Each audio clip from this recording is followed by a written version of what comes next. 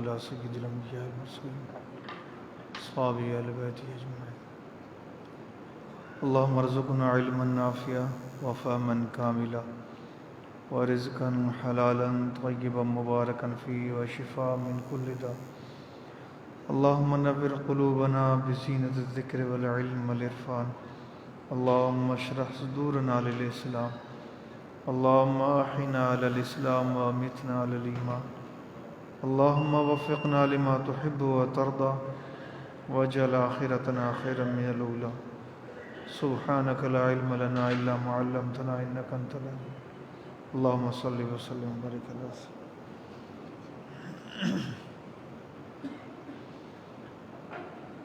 بسم اللہ الرحمن الرحیم.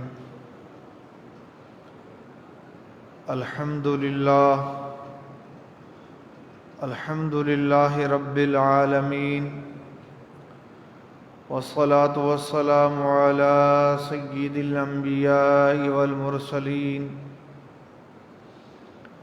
وعلى آلہ واصحابہ واہل بیتہ اجمعین.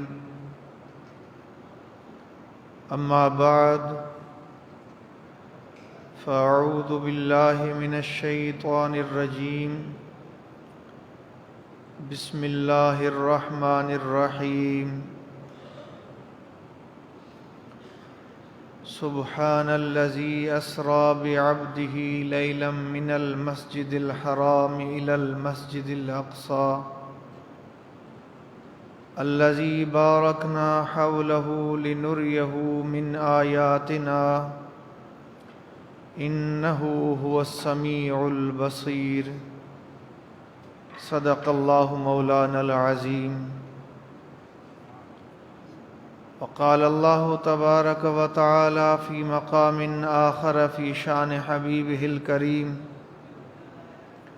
ان اللہ وملائکتہ یصلون علی النبی یا ایہا الذین آمنوا صلوا علیہ وسلموا تسلیما. اللہم صل علی سیدنا ومولانا محمد وآلہ واصحابہ وآل بیتہ اجمعین. اللہ تبارک و تعالی کلام پاک جے اندر ارشاد فرمایو سبحان الذی اسری بعبدہ. پاک ہے اللہ تعالی جی ذات جنہیں سیر کرایو پانجے خاص بانے کھے من المسجد الحرام الى المسجد الاقصی. ان سیر جی شروعات مسجد حرام کھاں ہے ऐं उन जी पहिरीं मंज़िल मस्जिद अक़सा जे तरफ़ हुई. उहा मस्जिद अक़सा अल्लज़ी बारकना हौलहू. उहा मस्जिद अक़सा जंहिंजे चौधारी असां बरकतूं रखियूं आहिनि ऐं असां पंहिंजे ख़ासि बाने खे इन जे करे सैर करायो लिनुरियहू मिन आयातिना तां त असां उनखे पंहिंजूं निशानियूं ॾेखारियूं. इन्नहू हुव समीउल बसीर. बेशक अल्लाह ताला ॿुधंदड़ ऐं ॾिसंदड़ आहे.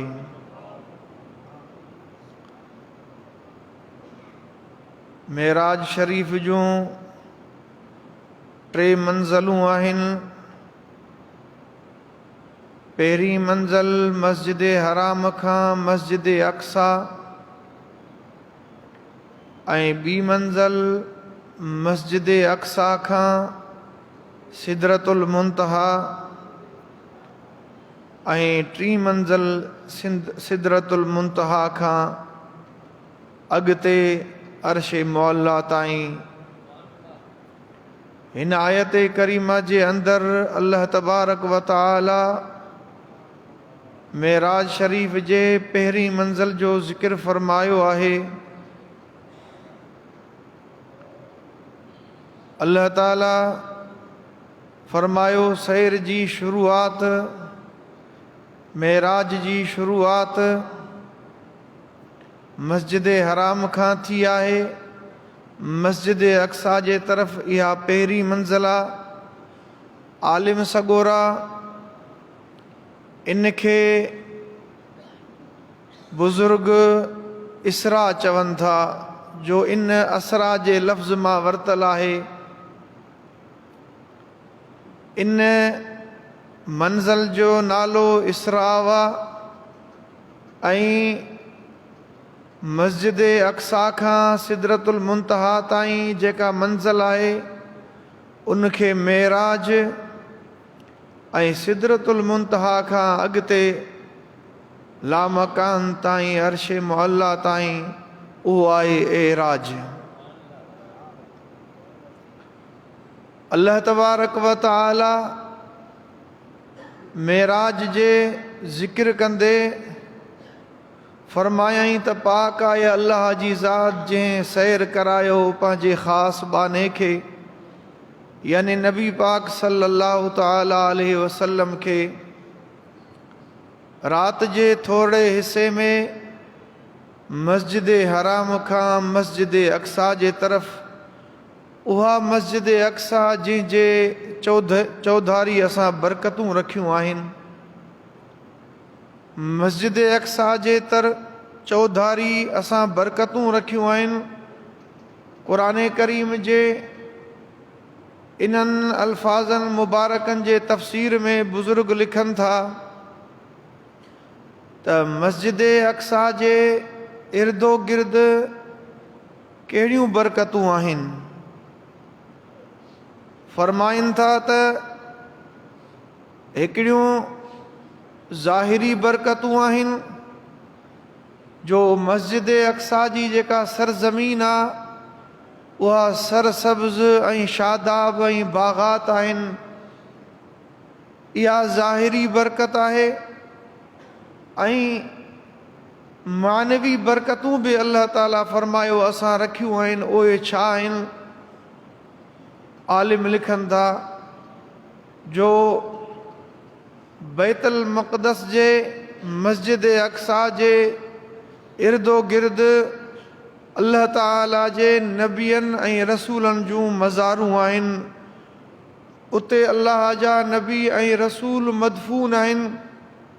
उनखे अल्लाह ताला फरमायो असां उन जे इर्दो गिर्द बरकतूं रखियूं आहिनि। इन मां मालूम थियो त जंहिं जाइ ते अल्लाह जो नबी आरामी हुजे उहा जाइ बरकत वारी आहे। उहा जाइ उहा आहे जिथे अल्लाह ताला जी रहमत नाज़िल थींदी आहे, जिथे अल्लाह ताला जे तरफ़ां बरकतूं नाज़िल थींदियूं आहिनि। लिनुरियहू मिन आयातिना, असां पंहिंजे महबूब खे ख़ासि बाने खे सैर करायो तां त असां उनखे कुझु निशानियूं ॾेखारियूं। मिन आयातिना जी ज़ाहिरी माना आहे त कुझु निशानियूं ॾेखारियूं। मिन जी माना कुझु आहे। पोइ के माण्हू जेके मोहबत खां ख़ाली आहिनि उहे इन लफ़्ज़ मां दलील वठंदे चवनि था त अल्लाह ताला हुज़ूर नबी करीम सल्लल्लाहु ताला अलैहि वसल्लम खे सभु निशानियूं कोन ॾेखारियूं बल्कि कुझु ॾेखारियूं। पर आलिम ऐं अल्लाह वारा लिखनि था त असुल में हिते जेको कुझु निशानियूं आहिनि, निशानियूं कुझु अहिड़ियूं आहिनि जेके ॾिसण सां ताल्लुक़ रखनि थियूं ऐं कुझु निशानियूं अहिड़ियूं आहिनि जेके चखण सां ताल्लुक़ रखनि पियूं ऐं कुझु निशानियूं जेके ॿुधण सां ताल्लुक़ रखनि पियूं। मिसाल तौर मेराज वारे इन सफ़र में हुज़ूर नबी करीम सल्लल्लाहु अलैहि वसल्लम जो खीर वापराइण इहा बि निशानी आहे जंहिंजो ताल्लुक़ चखण सां आहे।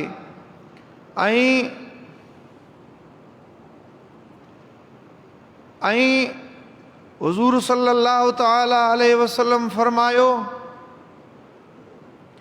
त लोहे महफूज़ में जेकी कुझु लिखिजे पियो उन लिखत में जो कलम हले पियो उन कलम जो जेको आवाज़ आहे उहो बि मां मुहम्मद पंहिंजे कननि सां ॿुधो। इहा बि निशानी आहे, इन जो ताल्लुक़ ॿुधण सां आहे। पोइ हिते अल्लाह तबारक व तआला फ़क़ति जेको मिन जो लफ़्ज़ इस्तेमालु फ़रमायो उन्हनि निशाननि जे वास्ते जिन जो ताल्लुक़ ॾिसण सां आहे, यानी निशानियूं सभु अल्लाह ताला हुज़ूर सल्लल्लाहु तआला अलैहि वसल्लम खे ॾेखारियूं। जेके निशानियूं ॾेखारियूं वियूं उहे सभिनी निशानियुनि जो कुझु आहिनि। कुझु अहिड़ियूं निशानियूं हूं जेके ॿुधण सां ताल्लुक़ रखनि पियूं, कुझु अहिड़ियूं निशानियूं जेके चखण सां ताल्लुक़ रखनि पियूं। त मिन जो जेको लफ़्ज़ अल्लाह ताला फरमायो उहो इन एतबार सां त जेके बि निशानियूं आहिनि उहे ॾेखारण वारियूं निशानियूं उन्हनि जो सभिनी निशानियुनि जो यानी कुझु आहिनि, हिसो आहिनि। लिनुरियहू मिन आयातिना, तां त असां उनखे पंहिंजूं निशानियूं ॾेखारियूं। इन्नहू हुव समीउल बसीर, बेशक अल्लाह ताला ॿुधंदड़ ऐं ॾिसंदड़ आहे। नबी पाक अलैहिस्सलातु वस्सलाम खे अल्लाह तबारक व तआला मेराज करायो। इहो मेराज जिस्मानी हो या रूहानी हो, ख्वाब जे ज़रिए हो, मुख़्तलिफ़ ॻाल्हियूं आहिनि। पर जेके अहले सुन्नत जा आलिम आहिनि, अल्लाह वारा आहिनि, उन्हनि सभिनी जो इत्तिफ़ाक़ आहे त नबी पाक अलैहिस्सलातु वस्सलाम खे जेको मेराज थियो सो जिस्मानी हो। कुझु हदीसनि में अहिड़ा लफ़्ज़ मुबारक मिलनि था जिन मां इहो मालूम थिए थो त मेराज ख्वाब जे ज़रिए थियो आहे। उन्हनि अल्फाज़नि खे वठी करे पोइ माण्हू इहो चवनि था त मेराज ख्वाब जे ज़रिए हो। पर आलिम ऐं बुज़ुर्ग लिखनि था त नबी पाक अलैहिस्सलातु वस्सलाम खे अल्लाह तबारक व तआला 34 दफ़ा मेराज करायो। हिकु दफ़ो न बल्कि 34 दफ़ा। उनमें 33 दफ़ा उहो ख्वाब जे ज़रिए हो ऐं हिकिड़ो दफ़ो उहो जिस्मानी हो, ज़ाहिरी हो। ऐं इहो ईअं आहे जीअं नबी पाक अलैहिस्सलातु वस्सलाम वटि जॾहिं पहिरियों भेरो जिब्रील अमीन आयो, हुज़ूर सल्लल्लाहु तआला अलैहि वसल्लम फरमायो उनखां अॻु में मूंखे ख्वाबनि जे ज़रिए मूं वटि वही ईंदी हुई। यानी ख्वाबनि जे ज़रिए नबी पाक अलैहिस्सलातु वस्सलाम वटि वही ईंदी हुई ऐं पोइ जिब्रील अमीन ज़ाहिरी सूरत वठी करे अल्लाह जे तरफ़ां वही खणी आयो। त आलिम लिखनि था त अहिड़े नमूने सां इब्तिदा में नबी पाक अलैहिस्सलातु वस्सलाम खे ख्वाब जे ज़रिए मेराज करायो वियो ऐं पोइ आख़िरी भेरो 34 भेरो नबी पाक अलैहिस्सलातु वस्सलाम खे जिस्मानी ऐं ज़ाहिरी मेराज करायो वियो। ऐं मूं अर्ज़ु कयो हो त कमाल त इहो आहे, मौजिज़ो त इहो आहे, ख्वाब जे ज़रिए मेराज करणु। इहो ख्वाब जे ज़रिए अल्लाह तबारक व तआला जो दीदार करणु इहो नबी पाक अलैहिस्सलातु वस्सलाम सां ख़ासि नाहे, बल्कि ॿियनि नबियनि खे ऐं खोड़ सारनि उम्मत जे वलियनि खे बि इहा ज़ियारत नसीब थी आहे। कमाल ऐं मौजज़ो इहो आहे जो हुज़ूर अलैहिस्सलातु वस्सलाम ज़ाहिरी सूरत वठी करे ज़ाहिरी जिस्म सां नबी पाक अलैहिस्सलातु वस्सलाम मेराज कयो। ऐं जेॾीमहिल नबी पाक अलैहिस्सलातु वस्सलाम इहा ख़बर ॾिनी त आऊं रातो राति हितां खां मस्जिद अक़सा जे तरफ़ ऐं मस्जिद अक़सा खां आसमाननि जे तरफ़ ऐं पोइ अर्शनि जो सैर करे आयो आहियां ऐं राति ई राति वरी मोटी आयो आहियां, त काफ़र इहा ॻाल्हि ॿुधी ऐं ठठोल करणु लॻा। काफ़रनि इनकार कयो ऐं चयो त इहो कीअं थो थी सघे। अर्ज़ु करण जो मक़सदु, काफ़रनि जो इनकार जेकर नबी पाक अलैहिस्सलातु वस्सलाम ख़्वाब जी ॻाल्हि कनि हा त काफ़र इनकार न कनि हा। काफ़रनि जो इनकार करणु ऐं टोक करणु इहो इन करे हो जो नबी पाक अलैहिस्सलातु वस्सलाम ख़्वाब जी ॻाल्हि न कई, बल्कि नबी पाक अलैहिस्सलातु वस्सलाम फरमायो त मां ज़ाहिरी सूरत वठी करे बैतुल मक़दस ऐं पोइ उनखां पोइ आसमाननि जे सैर करे आयो आहियां। ऐं पोइ उहे काफ़र नबी पाक अलैहिस्सलातु वस्सलाम खां बैतुल मक़दस जूं निशानियूं पुछणु लॻा। घणा दर, कहिड़नि पासनि खां, कहिड़े नमूने जा। नबी पाक अलैहिस्सलातु वस्सलाम उहे सभु निशानियूं बैतुल मक़दस जूं उन्हनि काफ़रनि खे ॿुधायूं।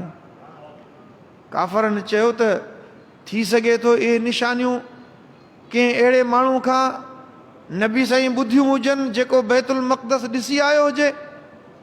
पोइ वरी पुछणु लॻा, भले साईं अवां हितां विया बैतुल मक़दस, वरी आसमाननि जो सैर करे मोटी आया, रस्ते में जेके मके जा काफ़िला हुआ ईंदड़ वींदड़, भला असांजा फलाणा फलाणा काफ़िला उहे अव्हांखे नज़र आया?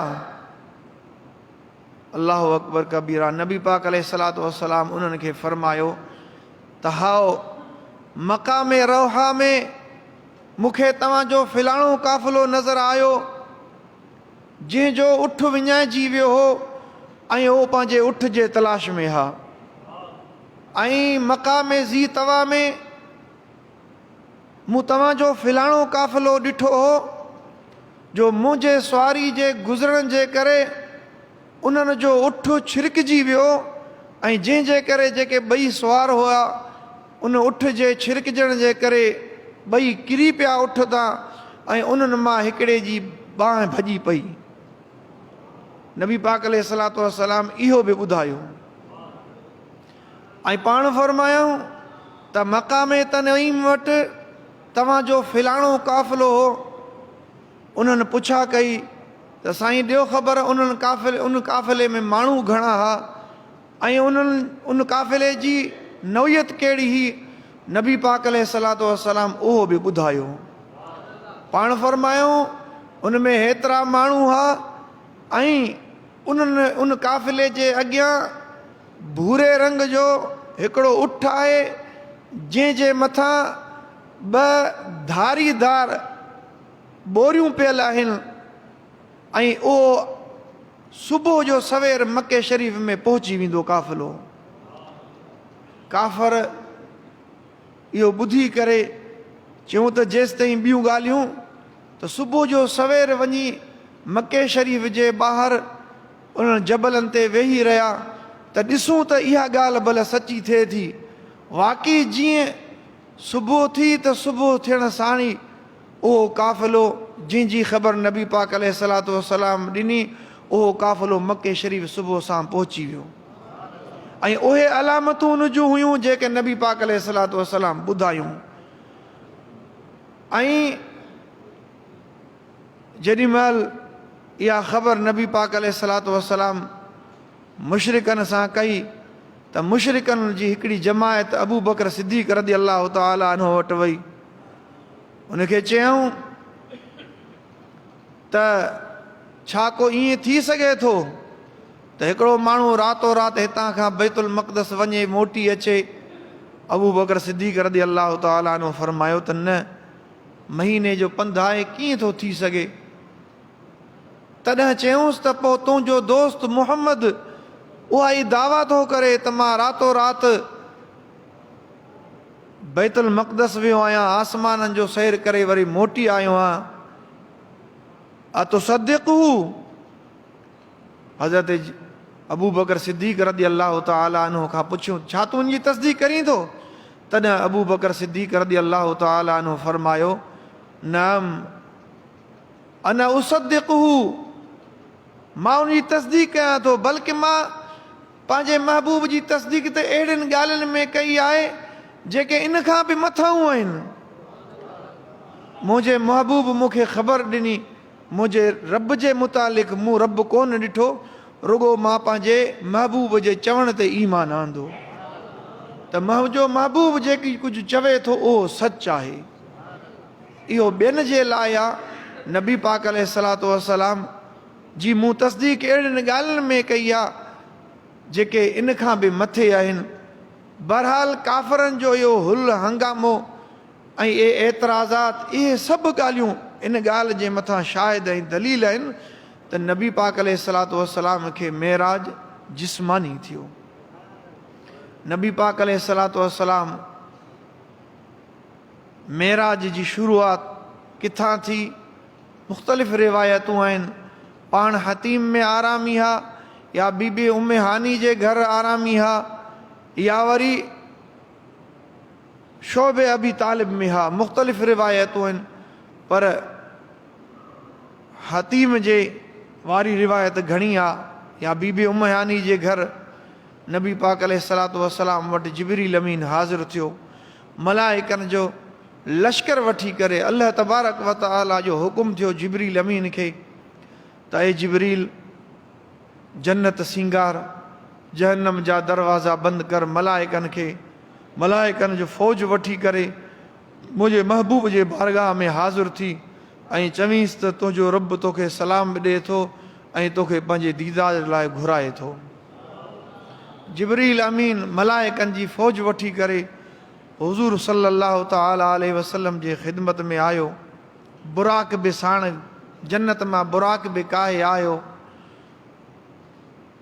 आलिम लिखनि था त जिब्रील अमीन जेॾी महिल जन्नत मां बुराक काहिण वियो, ॾिठईं त सभु बुराक हिक ॿिए खां सुहिणा सघा मतारा हा। हिकिड़े बुराक ते नज़र पियसि त उहो डुबरो हो ऐं रोई रहियो हो। जिब्रील अमीन उन वटि वियो, छो थो रोईं? ही जन्नत में सभु नेमतूं आहिनि ऐं सभु बुराक। नबी पाक अलैहिस्सलातु वस्सलाम फरमायो बुराक जे मुतालिक़ त बुराक अहिड़ो जानवर हो जेको खच्चर खां नंढो, गॾह खां कद में वॾो ऐं अछे रंग जो हिकिड़ो जानवर हो सवारी जो, जेको मूं वटि पेश कयो वियो। त जिब्रील अमीन उन बुराक वटि वियो त ॿिया सभु बुराक सघा मतारा आहिनि ऐं तूं जन्नत में हूंदे डुबरो लॻो पियो आहीं। उन जिब्रील अमीन खे उहो बुराक चवणु लॻो त असांखे इहा ख़बर पहुती आहे त नबी आख़िर ज़मान खे अल्लाह तबारक व तआला पंहिंजो दीदार कराईंदो ऐं उन जे सवारी जे वास्ते हिकिड़ो बुराक जन्नत मां अल्लाह तबारक व तआला जे हुकुम सां वेंदो। मां इन ग़म में जॾहिं खां इहा मूं ख़बर ॿुधी आहे, इन ग़म में आहियां, इन फिराक में आहियां, इन तशवीश में आहियां। ख़बर न आहे उहो बुराक कहिड़ो हूंदो। काश जेकर उहो बुराक आऊं हुजां जो नबी आख़िर ज़मान जा क़दम मूंखे नसीब थियनि, मुंहिंजे पुठी ते अलाह जो महबूब सवार थिए। हज़रत जिब्रील अमीन उन जो इश्क ॾिसी करे उन बुराक खे काहे आयो। दर्जा हमेशह मोहब्बत वारे खे मिलंदा आहिनि, इश्क वारे खे दर्जा मिलंदा आहिनि। तलब हूंदी, जेकॾहिं असां माण्हुनि में तलब न आहे त मंज़िल ते कॾहिं बि न पुॼी सघंदासूं। मंज़िल ते उहो माण्हू पुॼंदो जंहिंजे अंदरि तलब हुजे। सिधे वाट ते हलण जे तलब हुजे, अल्लाह जी तलब हुजे, ऐं तलब खां सवा अल्लाह ताला जी रहमत दस्तगीरी न कंदी आहे। तलब ज़रूरी आहे। त हिन बुराक जे दिलि में इहा मोहबत हुई, उनखे इहा तड़प हुई, तॾहिं उन सां महिरबानी थी। जेॾीमहिल नबी पाक अलैहिस्सलातु वस्सलाम जे ख़िदमत में हज़रत जिब्रील अमीन बुराक काहे आयो, नबी पाक अलैहिस्सलातु वस्सलाम आरामी हा, नबी पाक अलैहिस्सलातु वस्सलाम खे उथारियो वियो। कीअं उथारियो वियो? आलिम लिखनि था त जिब्रील अमीन बीही रहियो, नबी पाक अलैहिस्सलातु वस्सलाम आरामी हा, त उथारियां कीअं? अल्लाह जो हुकुम आयो त जिब्रील पंहिंजा जेके तुंहिंजा काफ़ूरी चप आहिनि उहे नबी पाक अलैहिस्सलातु वस्सलाम जे तिरिन खे हण, त जीअं उन जी थधाण नबी पाक अलैहिस्सलातु वस्सलाम खे महसूस थींदी, पाण उथी वेंदा। नबी पाक अलैहिस्सलातु वस्सलाम उथिया।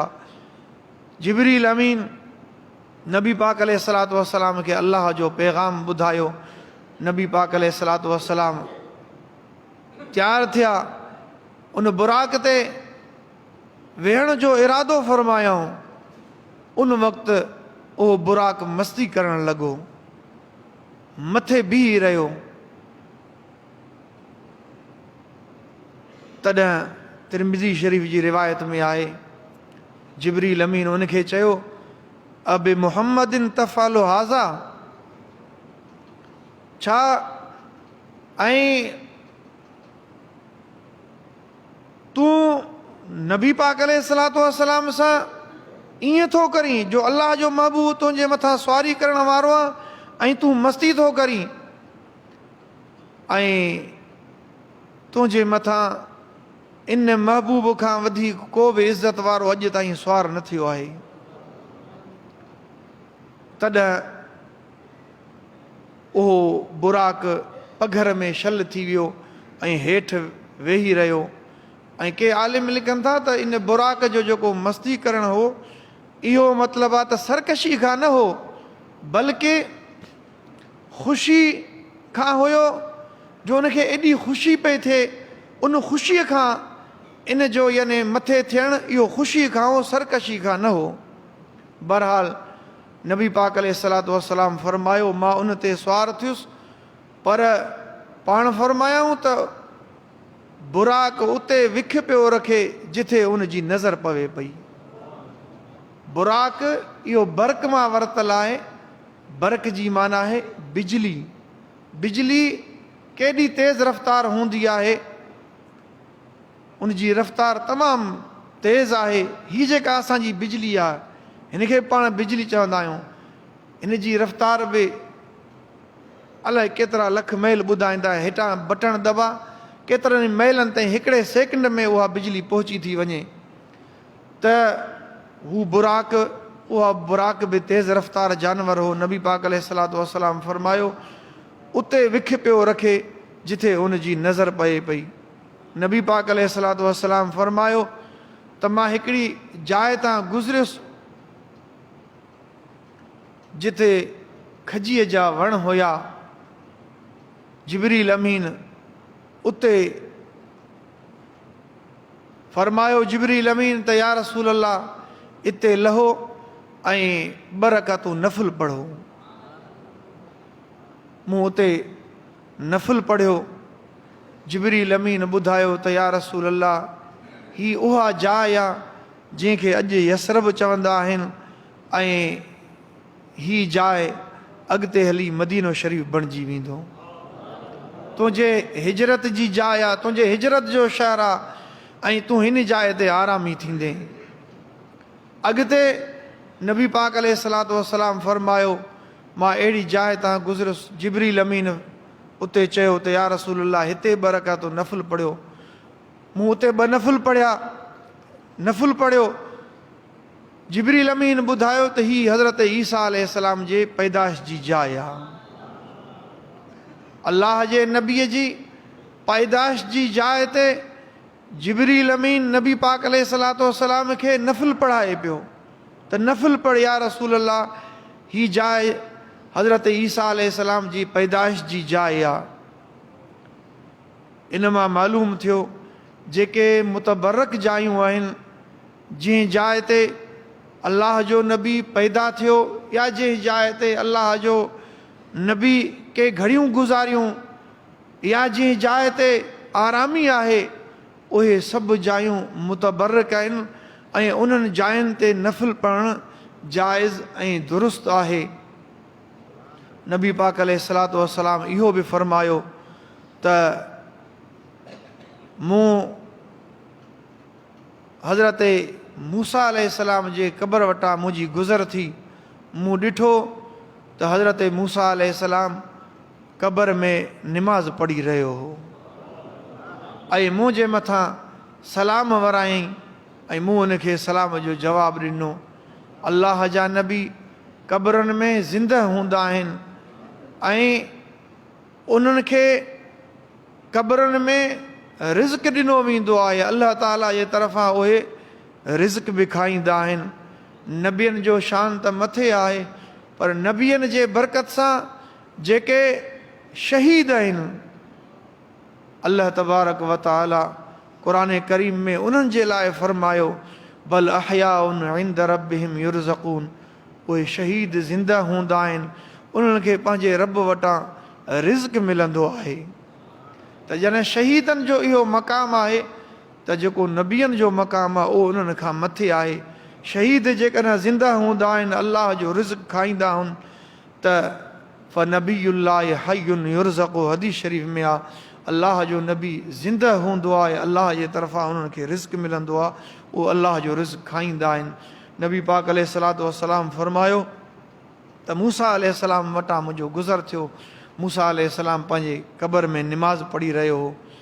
नबी पाक अलैहिस्सलातु वस्सलाम फ़रमायो त बैतुल मक़दस आयासूं, मूं पंहिंजी बुराक मुंहिंजी सुवारी खे जिब्रील अमीन उन पथर सां ॿधो जंहिं पथर सां नबियनि जे सुवारनि खे ॿधो वेंदो आहे। ऐं पोइ नबी पाक अलैहिस्सलातु वस्सलाम फ़रमायो त जीअं मां बैतुल मक़दस में आयुसि त सभु नबी सॻोरा हज़रत आदम अलैहिस्सलाम खां वठी हज़रत ईसा अलैहिस्सलाम ताईं सभु बैतुल मक़दस में मौजूदु हुया। पोइ आज़ान आई, तकबीर लॻी, सभु इन इंतज़ार में आहिनि त केरु अॻिते मुसले ते बीही करे निमाज़ पढ़ाईंदो। नबी पाक अलैहिस्सलातु वस्सलाम फ़रमायो त जिब्रील अमीन मूंखे हथ मां वठी करे ऐं चवणु लॻो या रसूल अल्लाह, निमाज़ तूं पढ़ाईंदे, अल्लाह जो इहो हुकुम आहे, हे सभु नबी तुंहिंजा मुक़्तदी थींदा ऐं तूं उन्हनि जो इमाम थींदे। असुल में हिन जाइ ते सभिनी नबियनि खे गॾु करणु ऐं नबी पाक अलैहिस्सलातु वस्सलाम खे उन्हनि जो इमाम करणु, इहो सभु इन जे लाइ हो निमाज़ अक़सा में था यही सिर अया हो माना अव्वल आख़िर। इन जे लाइ इहो सॼो एहतमाम इन जे लाइ थियो त जीअं हिन में इहो राज़ रखियलु हो त ख़बर पवे अव्वल केरु आहे, आख़िर केरु आहे। नबी पाक अलैहिस्सलातु वस्सलाम ज़ाहिरी दुनिया ते सभिनी नबियनि खां पोइ आया, पर बैतुल मक़दस में मस्जिद अक़सा में इन निमाज़ इहो ज़ाहिर कयो त सभु नबी पोइते आहिनि, अल्लाह जो महबूब सभिनी खां अॻिते बि मुसले ते सभिनी खे निमाज़ पढ़ाए पियो। नबी पाक अलैहिस्सलातु वस्सलाम फ़रमायो निमाज़ खां पोइ अल्लाह जे हर नबी ख़ुतबो ॾिनो, उन में अल्लाह ताला जी हमद, अल्लाह ताला जी तारीफ़ सना बयानु कई ऐं अल्लाह ताला उन जे मथां जेके नेमतूं कयूं उहे बयानु कई। ऐं आख़िर में नबी पाक अलैहिस्सलातु वस्सलाम बि ख़ुतबो इरशाद फ़रमायो ऐं उन में नबी पाक अलैहिस्सलातु वस्सलाम अल्लाह ताला जी हमद, अल्लाह ताला जी सना ऐं पंहिंजे मथां जेके अल्लाह जूं महिरबानियूं हुयूं, इहा वॾी महिरबानी हुई जेका मेराज वारी अल्लाह तबारक व तआला जे तरफ़ां नबी पाक अलैहिस्सलातु वस्सलाम फ़रमायो। उन खां पोइ पहिरीं इहा मंज़िल इहा उते पूरी थी। उन खां पोइ नबी पाक अलैहिस्सलातु वस्सलाम आसमाननि जे तरफ़ सैर कयो। नबी पाक अलैहिस्सलातु वस्सलाम इहो फरमायो त मेराज जी राति मां हिकु क़ौम वटां गुज़र थियो, जेके माण्हू जिन जे अॻियां हिकु देगिड़ीअ में पकल गोश्त पियल हो ऐं ॿी देगिड़ीअ में कचो किनो सड़ियल बदबूदार गोश्त हुयो। नबी पाक अलैहिस्सलातु वस्सलाम फरमायो त मूं उन्हनि खे ॾिठो त उहो पकल ऐं हलाल गोश्त छॾे करे उन मूसा तुंहिंजे हथ में छा आहे। इन जो इहो मतिलबु न आहे त अलाह ताला खे ख़बर न हुई त मूसा जे हथ में छा आहे ऐं मूसा खां पुछा पियो करे। न, हर सुवाल बेइल्मीअ जो दलील न हूंदो आहे, बल्कि सुवाल ऐं जवाब मां हिकिड़ो मक़सदु इहो हूंदो आहे त दुनिया खे ख़बर पवे, इन हक़ीक़त जी दुनिया खे ख़बर पवे। जिब्रील अमीन खां नबी पाक अलैहिस्सलातु वस्सलाम पुछा कि जिब्रील ही माण्हू केरु आहिनि। जिब्रील अमीन फरमायो त या रसूल अल्लाह, ही तुंहिंजे उम्मत मां उहे माण्हू आहिनि जिन खे अल्लाह तबारक व तआला पाक ऐं हलाल ज़ालूं अता फरमायूं, पर उहे पंहिंजे हक़ खे छॾे करे ऐं ख़बीस ऐं ज़ानी औरतुनि जे तरफ़ वञनि पिया, यानी जेके ज़िनाकार आहिनि। हे तुंहिंजे उम्मत जा ज़ानी आहिनि, उन्हनि जे लाइ ही सज़ा आहे। नबी पाक अलैहिस्सलातु वस्सलाम फरमायो हिकु अहिड़ी क़ौम वटां मुंहिंजो गुज़र थियो जंहिंखे मलाइक जिन जे मथनि खे पथरनि सां चिथनि पिया। मलाइक जो उन जे मथे खे पथर हणे त मथो उनजो चिथिजी वञे ऐं वरी उहो मथो उनजो सही सलामत थी वञे, वरी पथर हणेसि वरी चिथिजी वञे। अहिड़े नमूने सां उन्हनि खे अज़ाब थी रहियो हो। नबी पाक अलैहिस्सलातु वस्सलाम फरमायो, मूं जिब्रील अमीन खां पुछा कई त जिब्रील ही माण्हू केरु आहिनि। जिब्रील अमीन ॿुधायो, या रसूल अल्लाह, ही तुंहिंजे उम्मत मां उहे शख़्स आहिनि जेके दुनिया में निमाज़ कोन पढ़ंदा हुआ। नबी पाक अलैहिस्सलातु वस्सलाम फरमायो त मुंहिंजो हिकु अहिड़ी क़ौम वटां गुज़र थियो जिन जा पेट एॾा वॾा हुआ जो हू उथी न पिया सघनि, उथनि त वरी किरी पवनि पेट वॾे हुजण जे करे। मूं जिब्रील अमीन खां पुछा कई त जिब्रील ही केरु माण्हू आहिनि। जिब्रील अमीन ॿुधायो, या रसूल अल्लाह, ही तुंहिंजे उम्मत मां उहे माण्हू आहिनि जेके व्याज खोर आहिनि, जेके दुनिया में व्याज खाईंदा हुआ, उन्हनि जे लाइ आख़िरत में इहा सज़ा आहे। मूंखे हिकिड़े फ़क़ीर बि हज़रत पीर साईं छटदणी बादशाह जो नकुल ॿुधायो। उन पंहिंजो ख़्वाबु ॿुधायो त मूं ख़्वाबु ॾिठो त क़यामत क़ाइमु थियल आहे ऐं जन्नत खे सोनो कोट ॿाहिरियां आयल आहे, नफ़्सा नफ़्सी जो आलम आहे ऐं जन्नती माण्हुनि जूं कतारूं लॻूं पियूं आहिनि। त मूं ॾिठो त हज़रत पीर साईं छटदणी बादशाह बीठा आहिनि। मां अॻिते वधियुसि, पाण फरमायो फ़क़ीर तो देरि कई अच, ऐं पाण मूंखे जन्नत जे तरफ़ रवानो कयो। मूं ॾिठो त असांजी जमायत जा हिकिड़ा माण्हू किरिया पिया हुआ ऐं उन्हनि जा वॾा पेट हुआ, उथी न पिया सघनि, फतगनि पिया। मां उन्हनि खे सुञाणा पियो।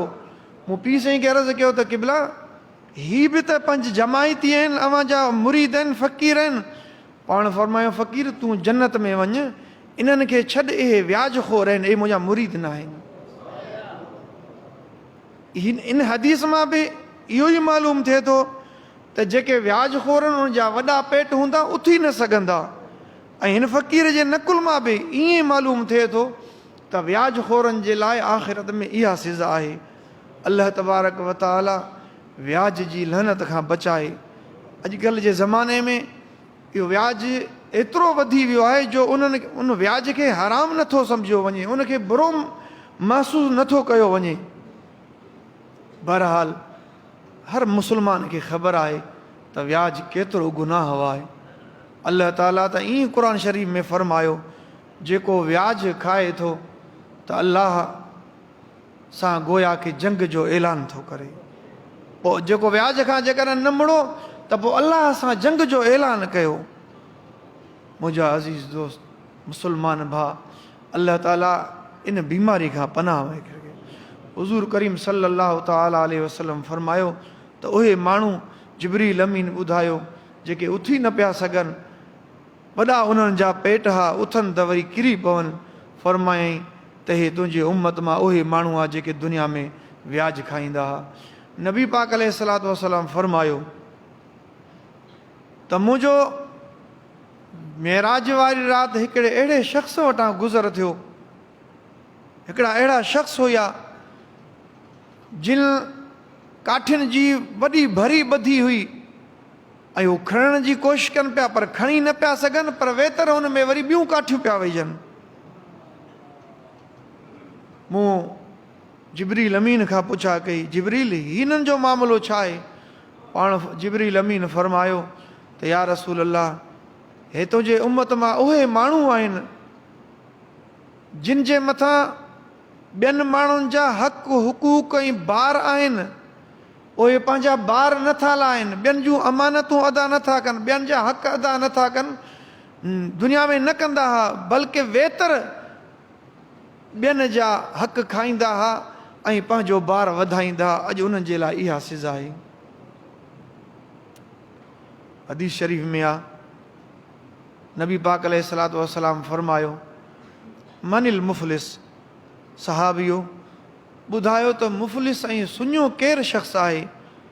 साहबनि अर्ज़ु कयो, या रसूल अल्लाह, असां त उनखे सुञो चवंदा आहियूं जंहिं वटि दिरहम ऐं दीनार न हुजे। पाण फरमायूं त न, सुञो उहो शख़्स आहे जो क़यामत जे ॾींहुं नेकिन जा ढेर खणी ईंदो, घणियूं नेकियूं खणी ईंदो, पर उन सां गॾोगॾु ॿियनि माण्हुनि जा हक़ उन जे मथां हूंदा। पोइ हिकिड़ो शख़्स ईंदो, अल्लाह ताला खे अर्ज़ु कंदो, या अल्लाह, हिन माण्हू जे मथां मुंहिंजो हक़ आहे, मूंखे पंहिंजो हक़ वठी ॾियो।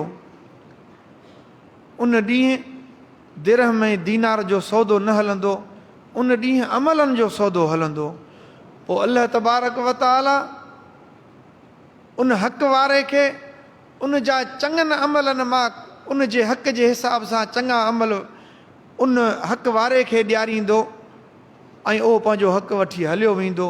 वरी ॿियो शख़्स ईंदो, पाण फरमायूं उनखे बि हिन जे चङनि अमलनि मां कुझु अमल उनखे ॾियारिया वेंदा हक़ मुताबिक़। ईअं पाण फरमायूं त अमलनि जा त ढेर उन जे मथां हुया, पर माण्हुनि जा हक़ हुया, उहे हक़ उनखे चङा अमल हक़नि में उनखे मिलंदा विया एसि ताईं जो उन वटि चङो अमल बाक़ी न रहियो। पोइ पाण फरमायूं त अञा माण्हू ईंदा, अल्लाह साईं मुंहिंजो हिन जे मथां हक़ आहे, हाणे हिन वटि सवाब ऐं चङा अमल आहिनि कोन। अल्लाह ताला फरमाईंदो त जंहिंजो हक़ आहे उन जा गुनाह इन जे मथां सथिया वञनि। फरमायूं त आयो हो त चङा अमलनि जा ढेर खणी, पर नतीजो इहो निकितो उन जे मथां गुनाहनि जा अंबार लॻी विया ऐं उहो जहन्नम जे हवाले थियो।